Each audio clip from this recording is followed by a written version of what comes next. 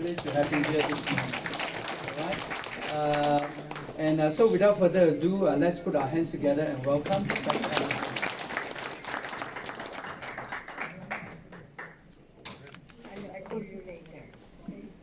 Thank you very much for the opportunity to come today to speak with you all. Great thing about watching you all do the exercises is you're actually already halfway there and you know most of what I'm going to talk about already anyway. So just to start, I'd like to acknowledge the traditional owners, ancestors, elders and families of the Kulin Nation, who are the traditional owners of the hospital and university land where obviously I'm based. So we'd like to acknowledge them and pay our respect to their culture, our elders past, present and future. So, as Damien said, I'm part of both the Australian New Zealand Society for Sarcopenia and Frailty Research and also the Australian Institute for Musculoskeletal Science. And in coming here today and stuff, I almost got home because I actually grew up in Nunawading, so not all that far from here. So Milton Street, just up near Blackburn Lake Primary School. If anybody knows that is State School, that's where I went to primary school. So I now live on the other side of the city, but it's always enjoyable getting back onto this side of the inside of the city. So what I'm going to talk about in the Institute, as you can see there, is that our mission is that everybody enjoys the whole of life benefits of healthy muscles, bones and joints. So quick show of hands, who here has heard of osteoporosis? Good, lots of hands up. Who here has heard of sarcopenia? Far fewer hands, so it's not surprising because we've known about osteoporosis for many, many years. I am going to just quickly touch on that and you'll see why as we go through. So most of you, if you haven't already heard of, osteoporosis is not having enough bone. So your bones should look... Okay, the corner's not going to work. So your bones should look like the one on the left, where it's nice and looks a bit like a sponge, but there's not many holes. Osteoporotic bone looks like the one on the right, which has, which has the sort of the more hole-based structure. And the problem with that is that you're potentially then more likely to fracture bones if you don't have enough bone mass. So it affects up to basically 1 out of every 2 women, for reasons you'll see in a moment. So osteoporosis is very common in women, but it is still high in prevalence in males as well. So it can be as high as 15%. And the costs obviously are enormous, about $19 billion a year. But people think of bones as just solid structures. The bones you have now are different to what they were 6 months ago and 6 months prior to that. So your bones are constantly changing based on movement, based on stress, and it comes about from 2 cells called osteoblasts. They make bone, whereas the osteoclasts break down bone. And it is a balance between those 2 cells to keep and maintain a lots of healthy bone. And the problem that happens as we age is that the osteoclasts start to win. Because of hormonal changes, the osteoclasts start to outstrip the osteoblasts and your bone gets broken down faster than you can build it back up. And that causes bone loss. And that's what happens as you get older. So we peak our bone mass at around about 30 or so years of age.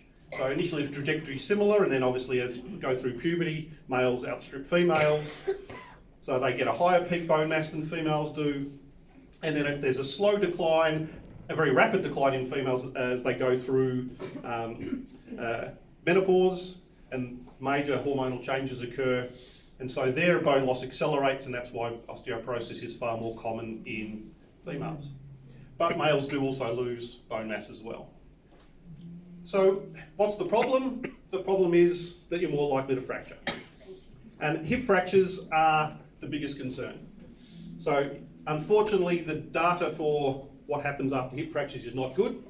So about 1/5 of people will die within a year. Permanent disability now 30%, unable to walk independently 40%, and unable to carry out some activities of daily living as much as 80%. You also end up staying in hospital for a lot longer. The blue bars represent how long you stay in hospital, so as you can see, upwards of 15, 20, 25 days, compared to just a normal hospital stay of around about maybe sort of 3 to 5 days. So the question, and for many years it was all about, we've got to stop fracturing. And then you go, well actually, but why do people fracture? And why do people fracture? It's because they fall. So most fractures are actually caused by people falling over. And why do people fall? Because they don't have enough muscle. And if you don't have enough muscle, that also helps to cause further bone loss, because your muscles are designed to pull on bones. The more they pull on bones, the more your bone mass goes up. So if you don't have enough muscle, it's twofold. So don't have enough muscle, you're more likely to fall over, and your bones are obviously gradually becoming weaker. So that brings me to the topic of today's talk, which of course is sarcopenia. So you haven't heard about it now, but it is the muscle equivalent of bone. So what osteoporosis is for bones, sarcopenia is for muscles. So it is the loss of skeletal muscle mass and function.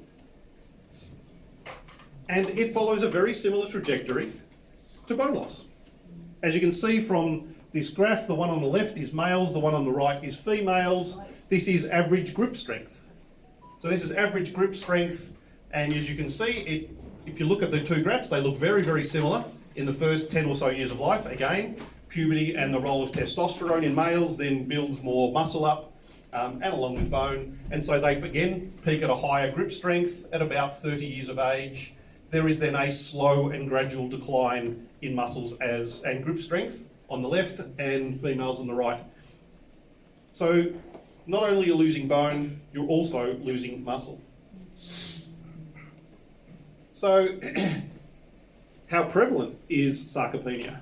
Well, it can affect about 1 in 3 older people. One of the problems with losing muscle, as I'll show you in a moment, is that you also tend to gain fat. So you'll lose muscle and your fat mass increases, and that has its own problems. It can affect up 1 in 3 older people aged 65 years, and this is what a healthy, young cross-section of the thigh looks like. Does not look unlike a nice big juicy piece of steak. But that's effectively what is inside of us. So you can see that there's a very little, the white around the outside is fat. So we all have some level of subcutaneous fat, but all the rest of it is nice muscle. In a sarcopenic person, you can see that the overall size of the thigh hasn't changed yet. So you wouldn't necessarily know it's happening because the overall size, but you can see the subcutaneous fat, the fat around the muscle, is a lot bigger. And you can also see now the fat is infiltrating the muscle. So the muscle is getting less and less healthy. So, and this is one reason why we lose strength before we lose mass, because we don't necessarily know that we've got it as it's declining. So what's the reason, or at least what is the issue here? Well, as I said, we peak in early life. We should be trying to maintain it during adult life, and then we minimise loss in older life. And as you can see by the pink bar, that's the sort of threshold of what we'd call low physical performance, and once you drop below that, then that's the threshold of disability. So the key aspect here is that what we want to do is we need to maintain enough muscle to be able to continue our activities of daily life, continue to doing the things that we want to do. You'll always have a range, but ultimately the amount of force you need to do something doesn't change. So your muscles are gradually getting less and less, your strength is getting less and less, but your ability and what the forces you needed doesn't. And so what you're faced with is something like the graph on the right hand side. So in the young person, the green bar, the peak of it, suggests that's your what we call maximum voluntary contraction. In other words, how strong is your actual muscle? What is the peak amount of force you can produce? Now, if you think back, how often did you need to produce that force? We're watching the Olympics now, and it's great, but how many times do you run as fast as you possibly can? Or lift something as heavy as you possibly can? You don't do it very often. And if you do it, it doesn't last very long. It's hard to do it. So, in a young individual, the horizontal black bar is the range of strength you normally need. It's about 60% or so of maximum. So you can live quite comfortably. As you lose mass, your maximum voluntary contraction goes down, and as you can see on the right, now your maximum contraction is in the range of which you also need to do normal activities. So all of a sudden, that ability to push down those little bottles, to actually open them to get your tablet out, you can't do anymore because you don't have enough strength. So there's all sorts of implications by not having enough muscle and enough strength that starts to just impact your normal daily lives. You struggle to get out of a chair, which may mean that you then don't make the toilet in time. So there's all sorts of implications for losing muscle mass. So who's at risk? Well, it is part of ageing, unfortunately, as I will show you. So you do get a slow amount of muscle loss as you age, but you can input things that are actually going to make it worse. Every single chronic disease, muscle becomes a secondary factor in that chronic disease, and in some cases becomes the primary driver of disease and ultimate death. If you go to hospital, that unfortunately means that you're generally lying on a bed, you're not moving, then that can accelerate muscle loss. And when you're young, you come out, you recover it. When you're older, you don't recover it as fast. So there are periods in life where you'll drop and you won't necessarily recover back to where you started with when you first went in. And if you do that too often, then obviously you're getting down towards that disability range faster. If you go to somewhere like ICU, for instance, you get very rapid muscle loss. You can lose 20 to 30% in a week. And of course, it's hard to get that back. So what are the risks? What are the risk factors? So lots of weight loss or obesity, and it's very interesting now with lots and lots of people jumping on weight loss drugs like Ozempic. They do work and they do cause a lot of weight loss. Also cause muscle mass loss. Yeah. So unless you're thinking about that, you're actually then bringing yourself closer to sarcopenia. You've got less muscle, less weight, but you're not necessarily making it healthy for your muscles. Lots of drugs will affect muscle. Lifestyle habits, smoking, excessive alcohol consumption, just inactivity alone is very bad for us. So inactivity is probably actually worse for us than lots of the other risk factors. So even taking into account most other risk factors, inactivity is one of the worst things we can do, to be just inactive. Obviously, as you get older, and diet, and I'll hopefully have a little bit of time to talk about diet, which is talking about vitamin E, but particularly protein intake, which is essential for muscles. So I was going to build this slide up gradually, and then I thought I'd just point to it, and of course the pointer's not quite working, but hear me out, this is the problem that's occurring, which is why we've got to intervene somewhere. So sarcopenia is the loss of, as I said, muscle mass. We used to have a term called dynapenia, which is loss of strength and power. We now just use the term sarcopenia to mean both loss of muscle mass and strength. It's just easier. But the implications for losing that muscle mass are two things. One is we lose our ability to utilise oxygen. Many of you will have heard of cardiovascular fitness and aerobic exercise and the importance to keep your heart healthy. Absolutely agree with that. But that's only one half of actually being able to utilise and conduct metabolism and move around. The other part of it is that your muscles extract the oxygen and use it. So as you lose muscle, you lose the ability to extract oxygen. In the most extreme of examples of that, people with heart failure who have very low muscle mass, very low what we call VO2 max, you can replace their heart, they don't get any better because they never have enough muscle to ever actually do activity at an intensity that means their new heart actually needs to do anything. So they don't get any better. So activity goes down, which, as I said, leads to disability and dependency.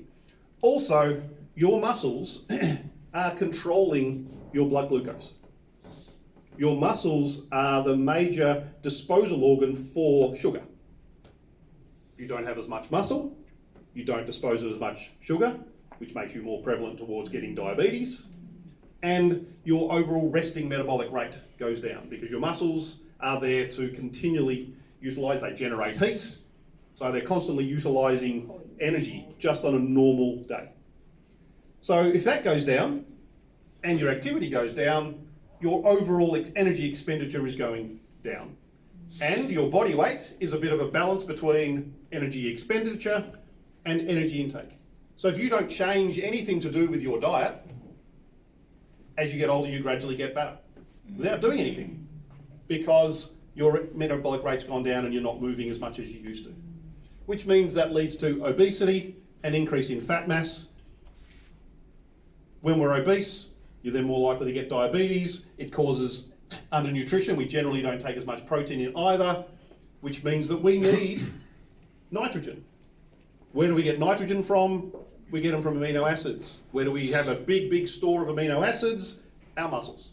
So like if you've got calcium deficiency, you get calcium out of bones. If you have poor immune system or need nitrogen, you get that from your muscles. So that's going to promote muscle breakdown, leading to more muscle loss, more inactivity, lower rest, and you can see this vicious cycle occurring. So we need to intervene. Should we care? Well, yeah, we should. Unfortunately, this was a study looking at Italian natives who are on the Mediterranean diet, so they're healthy, and average age of 80 to 102 at the start of the study. And they were followed for 10 years. And the only thing they were separated on was, did they have sarcopenia at the start or not? Other than that, they were healthy, Mediterranean diet, didn't control everything.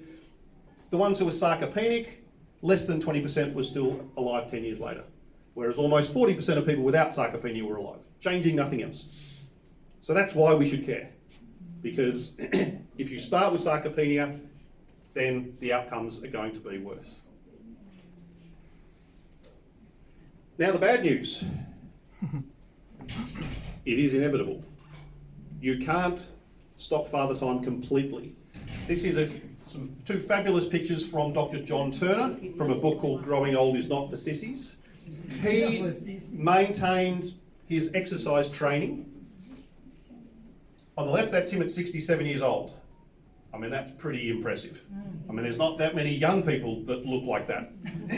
So, yeah, he continued to train and looked very, very good.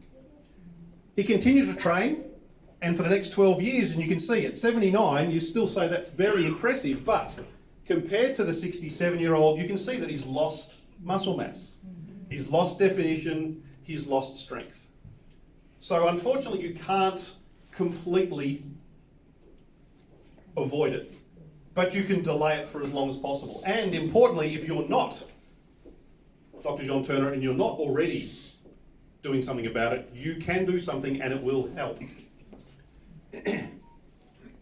So why does it happen?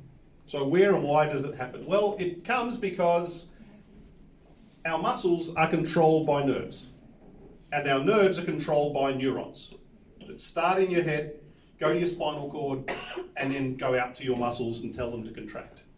And what happens as we get older is some of those motor units, so some of those neurons die. And it's just something that does happen, and it happens to one particular type, as I'll say in a moment.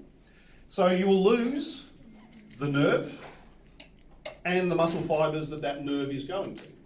You might get some reinnervation, you might get some sprouting of new nerves, but in many cases you then have what we call denervated muscle fibres. Examples of that on an extreme case, of course, are if you have a spinal cord injury, so you have someone with either paraplegia or quadriplegia, their muscles are still there, and if you take a picture of them, they've got all the little muscle fibres are still in there, just they're really, really small because they can't use them.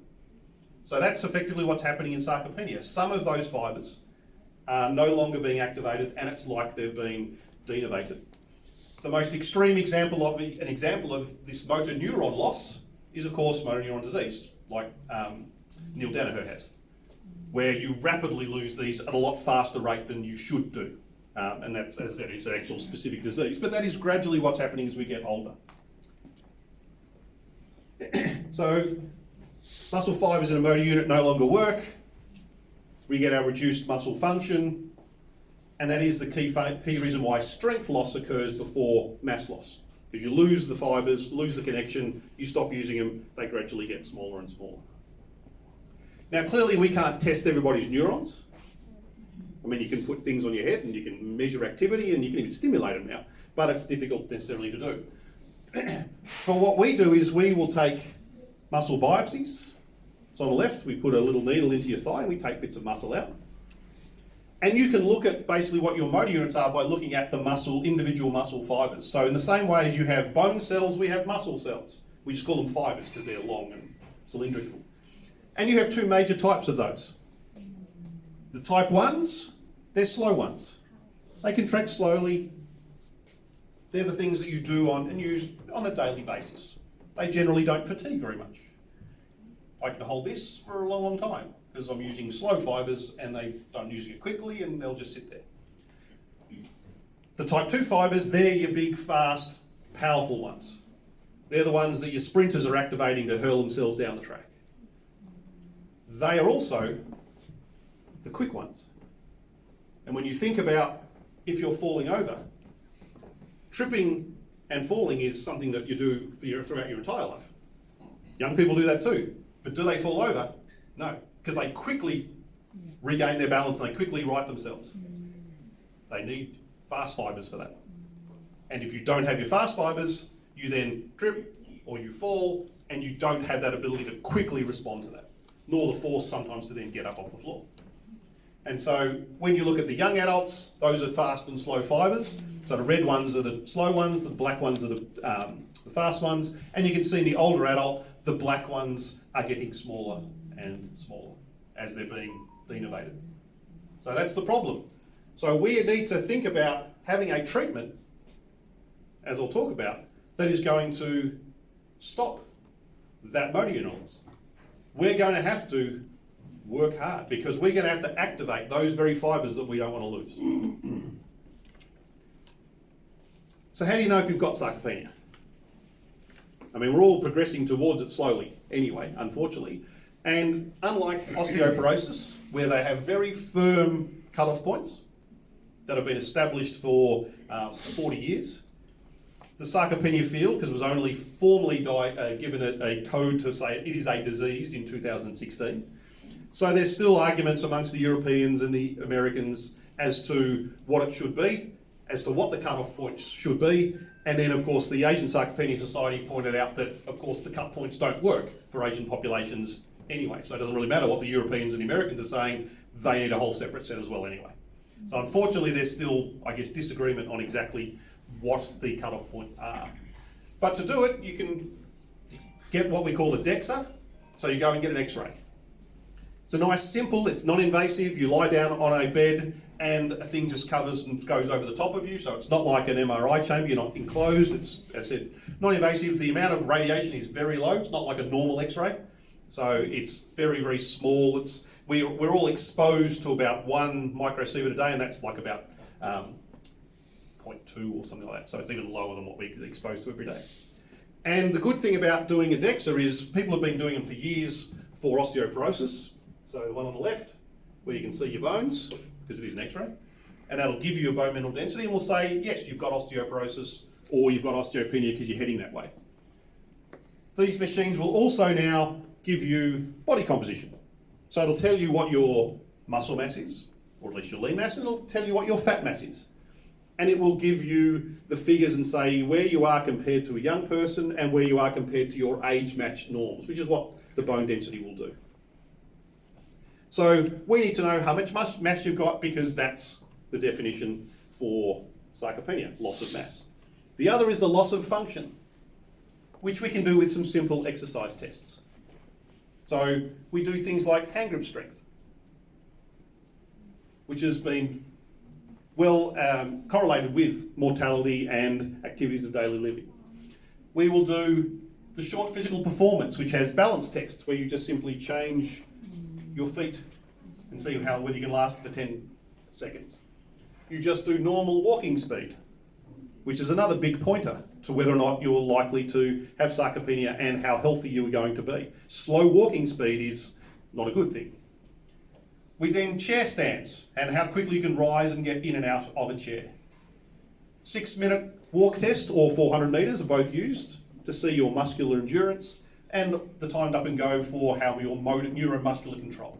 So you get up off a chair, walk 3 metres, come back around, sit back down on the chair. So it's nice simple tests, and there are obviously scores that are associated with all of these things. And that's how we get diagnosed as to whether or not you have sarcopenia. I would argue it actually doesn't matter whether you're diagnosed with sarcopenia or not. Why wait to get sarcopenia? Why not stop it now so you don't get it? So do something about it, whether or not you'll get diagnosed with it at all. We do, if anybody's interested, I do have some forms here that you're more than welcome to take. You can take them to your GP. Now, admittedly, you do have to come to Sunshine Hospital, which I know would be a long way away from probably most of you. But you can get your GP to refer you on, and it's obviously a free Medicare-based service, and you'll get full geriatric assessment, these tests, bone density scans, surveys, and we will give you advice, etc. So I'm happy to leave those sheets here, but I do understand that, yes, Sunshine Hospital is quite some distance and stuff you want to travel. So we're not going to wait for it, we're going to treat it. So I've been talking about sarcopenia, but let's treat it anyway. And what you've started doing is already been exactly the best treatment. Because it's only been a disease for really 8 years, I mean, we've known about it for a long time, but it's only been classified as a disease, means that there aren't the large amount of drugs to treat it. Yes, I know pharmaceutical companies really are altruistic and money is not their motivation, but it is a little bit surprising then that although we've known about muscle loss for years, there aren't any drugs for it yet because they haven't been able to sell them. So yes, there is a whole range now of, obviously, trials around trying to look for drugs that will be actually useful for muscle mass. And in fact, given that the Olympics is on, looking at the sporting community is a great place to start, because the one thing they know how to do is build muscle. So what we're going to do is to exercise, but we need to concentrate specifically on one type of exercise, and that is resistance training. So what you did before was great, and as you'll see, any activity is good for you, but you need to incorporate resistance training. And what we mean by that is lifting weights, lifting heavy things, stressing your muscles, activating those big, powerful type 2 fibers. So just doing comfortable activities is good, movement is good, balance is good, and keeping yourself flexible is great. But unless you're actually taxing yourself and making things a bit uncomfortable, you're not going to be gaining the benefits that you need. It works, and it will work pretty much for anyone. And the reason I say that is this study here that I'm showing you was a resistance training, so they just did one-legged leg extension. Why? Because the people in here were about 90 years old. They only had 31% of their thigh was muscle. Their 6 metre walk average was 22 seconds. One person took a minute to walk 6 metres.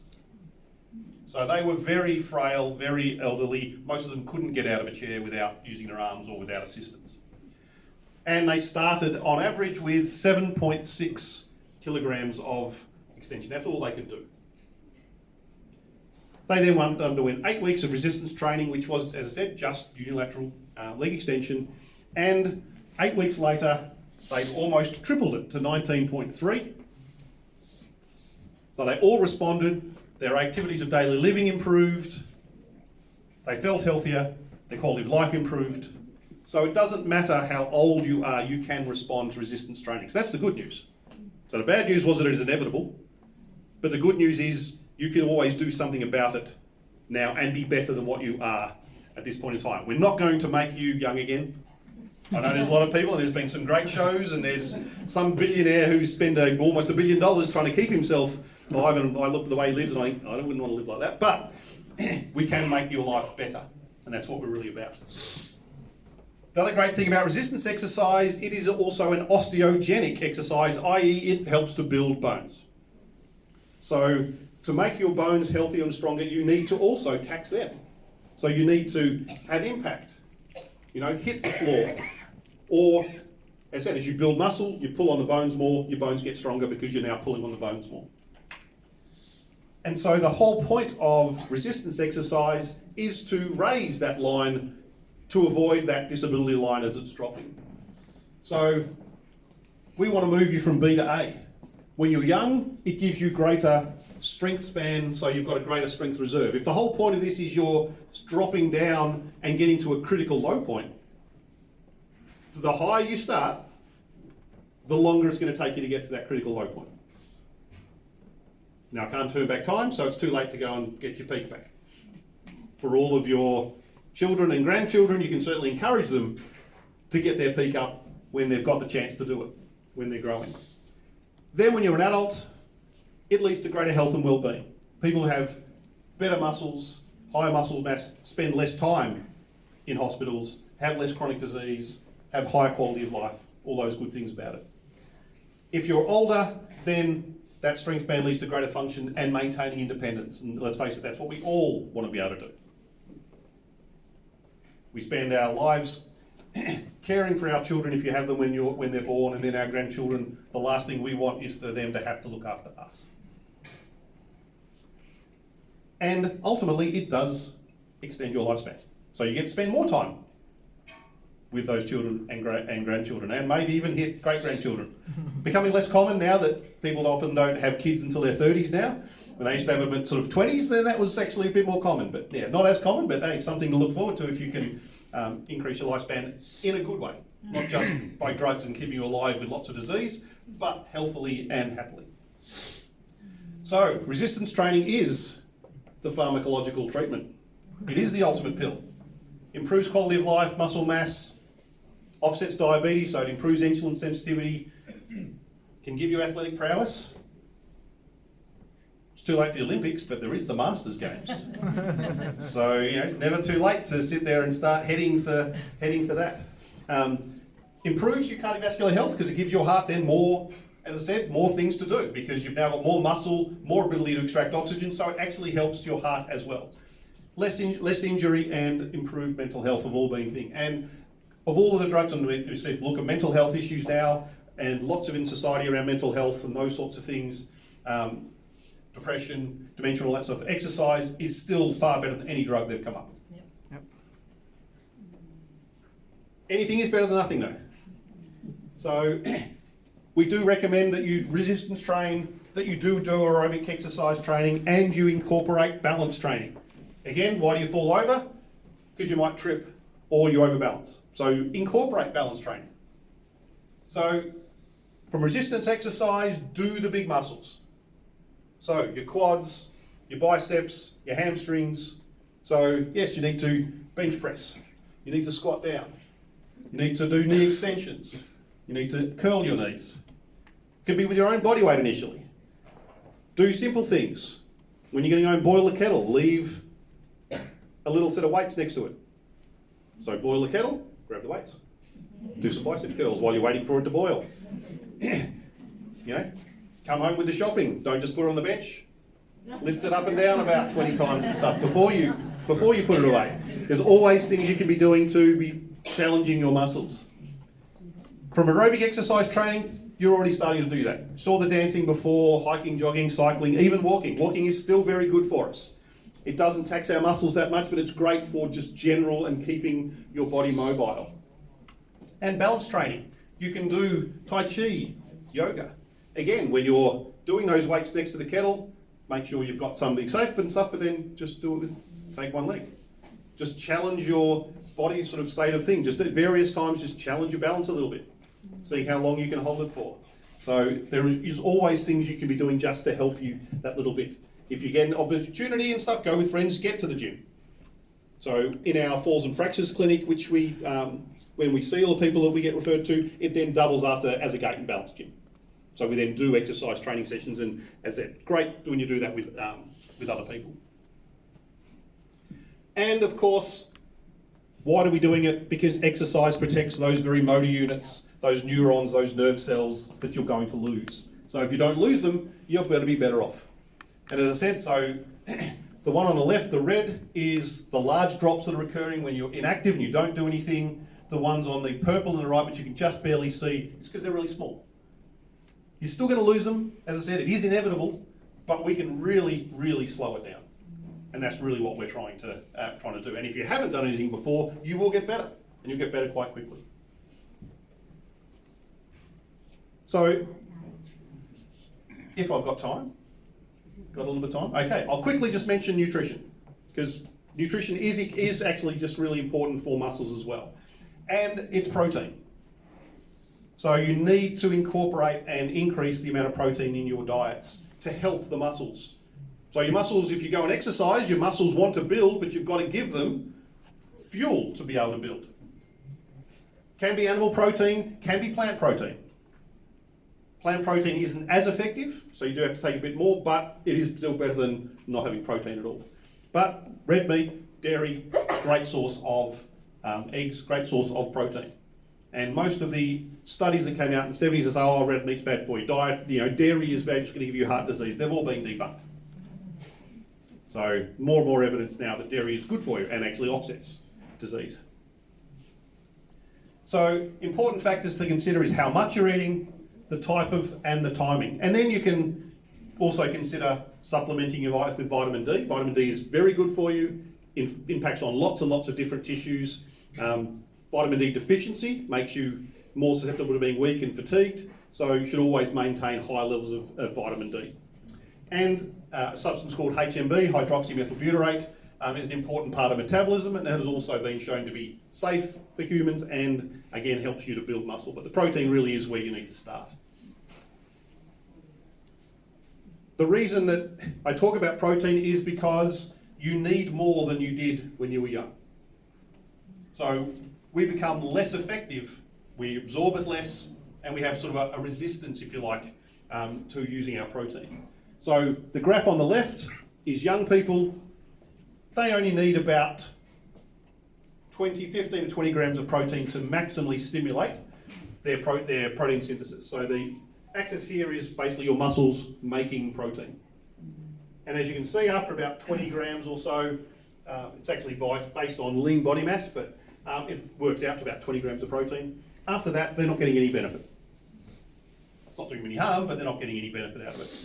Whereas in older humans, which is on the right-hand side, you can see that taking in that 0.2 is you're actually not achieving maximal protein synthesis. So you need to take upwards of about 30 to 40 grams of protein in to maximise it. So you're not building, so muscles like bones are doing the same thing. You're building them up, so when you eat or when you exercise, your muscles get stimulated to grow. When you're not exercising and when you're not eating, your muscles are gradually being broken down. So what we're trying to do is redress that balance and keep them building more often than when they're falling. If you look at the recommended dietary allowance, the RDA will tell you to take 0.8 grams per kilogram per day. The RDA amounts are to stop you becoming deficient. That doesn't mean that they are there to actually make you optimal. That's not what they're there for. They're there to say, if you don't get that, you will be deficient in that particular thing. That's what the RDA does. So 0.8 isn't adequate to maintain muscle mass and strength. So if we look at, as I said, people in a 12-week, so they followed people with 12 weeks, didn't change anything else other than they gave one group the RDA, so 0.8 grams per kilogram of body weight protein, and they gave the other group twice that amount. And you can see over 12 weeks in an older population, they were all above 70, their whole body lean mass, so the amount of muscle mass they had in that 12 weeks dropped. So the zero would have been where they started. So you can see that maintaining a normal so-called RDA protein, their muscle mass dropped. So that is not enough to actually maintain your muscle mass. The ones who did it twice actually grew muscle without changing anything else. Their strength, same thing. The strength dropped when you only had the RDA, but it increased slightly, and certainly we're able to maintain that. Remember, the strength loss occurs more rapidly than mass and faster, so maintaining it is a good result because we're expecting it to fall. So we need to get more protein in our diet. You also need to think about the timing of it. Most people for breakfast will have, cereal, toast. Nothing wrong with that, but there's not a lot of protein in it. Might have a slightly bigger meal for lunch, and then you have your dinner. That's when you have, that's when you have your steak and your roast and you have your thing. So most people will eat like this. So their protein is maybe 10 grams at breakfast, 20 grams at lunch, and then say a big 60-gram dinner. 60 is more than you need, so that extra 20 is really not doing you any good from a muscle perspective, but 10 and 20 are not. So overall you're averaging 30 grams per meal over the day, but only 2 of them are maximally stimulating your muscle growth. So ideally you're better off to have 30 grams, breakfast, lunch, dinner. That will maintain the muscle building part of it for longer. And so that's what we recommend. How do you do it? Well, again, you know, have your lunch and then have one of the sort of the high protein yogurts that have 15 or 20 grams in them. You know, incorporate, say, a high protein muesli bar. There's lots of high protein things that you can do to add some protein to your normal diet. So we're not telling you to change your diet completely, but try to think about and how you can add some additional protein to your diet. So, take-home messages. Why are muscles important? Well, because if you don't have it, you fall and fracture, you're more likely to have disease, stay in hospital longer, need rehabilitation, overall shorter survival, poor quality of life. Nothing good about that. Whereas maintaining your muscles helps you to avoid all of those things. So, maintaining muscle health is crucial for your physical independence. That's clearly the take-home message. That's what we want. We want to maintain our own independence. Old age is marked by a decrease in muscle mass and strength and the subsequent increase in muscle fat, and you lose muscle strength, power, which means you're more likely to fall over. You can't regain your balance. You can't get out of a chair. You can't open that bottle. And so you're starting to need other people to help you.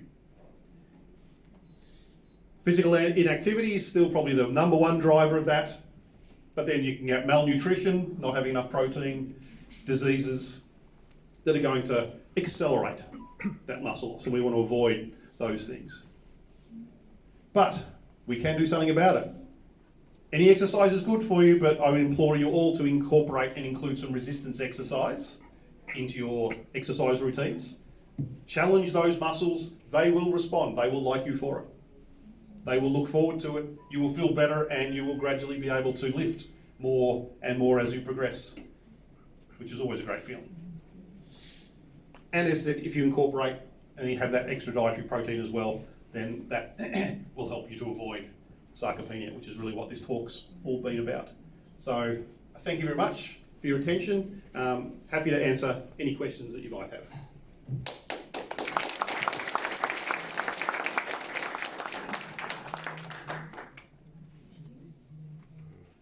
Any questions?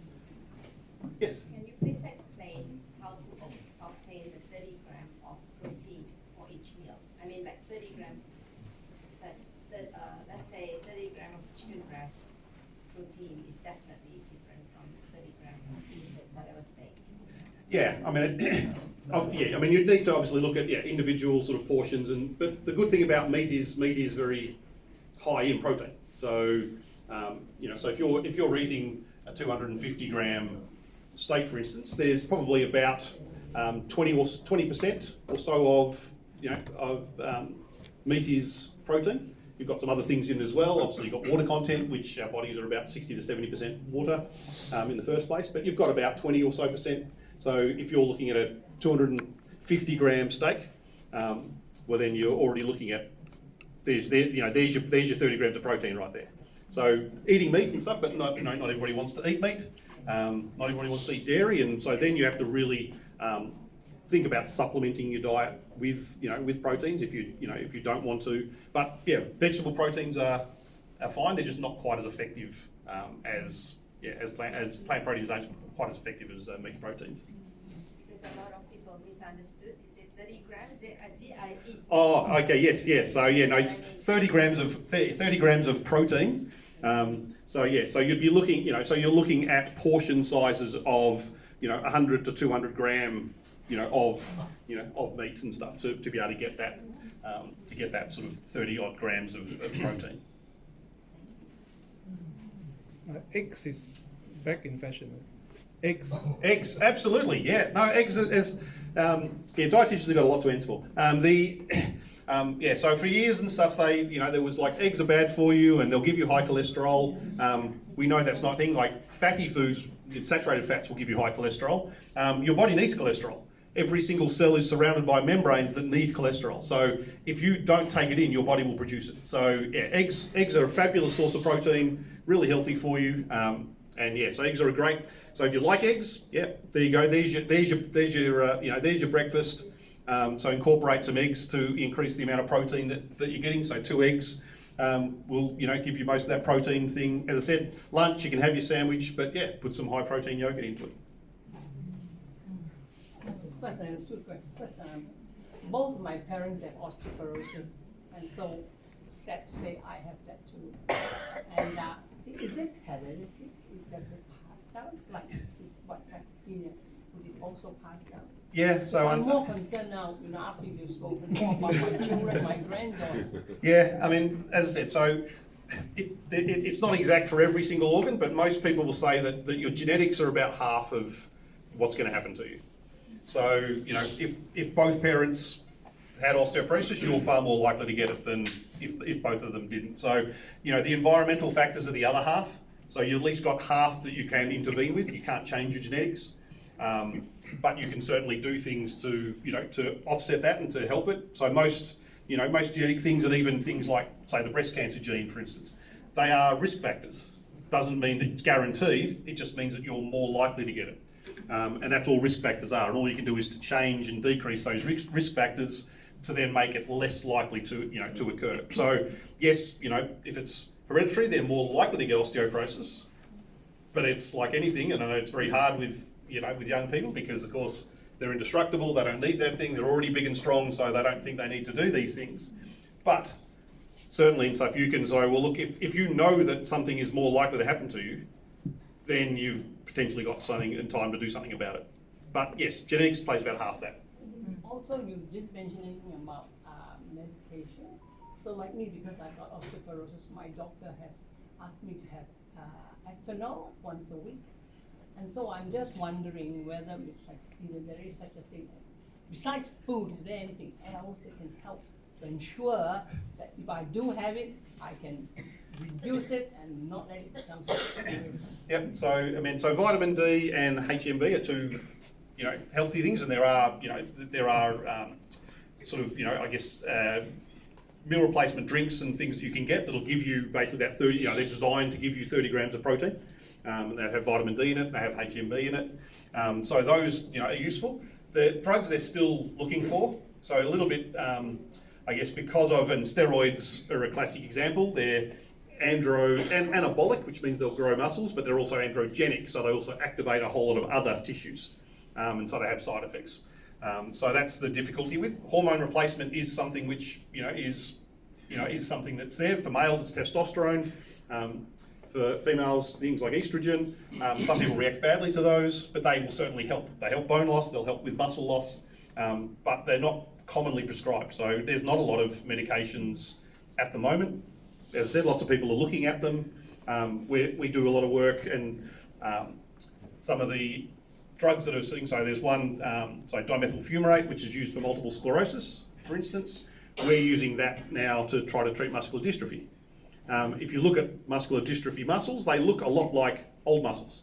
Like a lot of the, it's like an accelerated aging. And so drugs that are going to help with that probably will also help. So as I said, HMB is now looking like it's helping with dystrophy, then something like dimethyl fumarate probably will help with aging. But we need studies to do it because they won't necessarily just, it's a problem with pharmaceuticals, it takes a long time. So we're trying to repurpose existing ones, so that's about 3 to 5 years to make the clinic. If I come up with a really good idea for a drug, I probably wouldn't be alive to see it actually hit the clinic. By the time you've trialled it in cells, put it into animals, into 2 species, then done the phase 1 clinical trial to work out whether it's toxic, to then do the phase 2 to say that it works, to then roll it out to the full phase 3 clinical trial, and then you then have got it out to the public. Well, it's been about a 20-year journey. So you can see why pharmaceutical companies are very protective of their drugs, and they want to get the exclusive market. So yeah, there's not a lot of drugs, unfortunately, for muscles yet. The ones they've tried, most of them have side effects. And also one more thing. I've fallen 4 times. So the doctor is concerned. My daughter's she's a psycho. She works with Alzheimer's and that type of people. So she has now put me on balancing exercise. Absolutely. Once a week I go before I come here, for 1 whole month. 1 hour, and I do feel that because of the exercises that they're putting in that program, it actually does help me to, I think now I find myself, because before this, I could never, she makes you sit like that, and you're asked to get up without, like this, I cannot do it. Yep. I just can't, I cannot get up. You know, but now I can, probably because I've done so many weeks of this exercise. Absolutely. Every time Yeah. I need to use the bar to help me. Yep, absolutely, and that's exactly what, exactly what we're saying. So, you don't have to go to the gym to do resistance exercise. Just, it's hard getting out of a chair, then get out of a chair, and keep getting out of a chair until it becomes easier, because you're building your muscles. So yeah, do the exercises that are actually going to help you do the things that you want to do. If you go to a gym, yes, the big muscles will help you because you will expand and it will allow you to you will get translatable effects on other things. But yeah, do the things that you need to. Balance training and stuff, I do it every day. As I said, and it doesn't have to be an hour, like 10 minutes here, 10 minutes there. Just, get in the habit and say, okay, I'm right near the bench, so I'm feeling safe and stuff. Okay, stand on one leg, see how long I can do that for. And you'll get longer each time and you'll get longer each day. So yeah, absolutely. The best way to avoid falling is to have good balance and strong muscles. And I think we've got one last question there. Yes. Yeah. Does improving the increasing the muscle mass, does that improve chronic disease like rheumatoid arthritis? Yes, yeah. So as I said, rheumatoid arthritis is a little bit different because it's an autoimmune disease, but exercise will keep joints mobile and fluid. So, certainly other types of arthritis, exercise is good, even though you're trying to avoid, and certainly most exercise advice is always to do things pain-free. But yes, anything that builds your muscles, which will then aid in bones and help them move, help joints move, all of those things are going to be beneficial.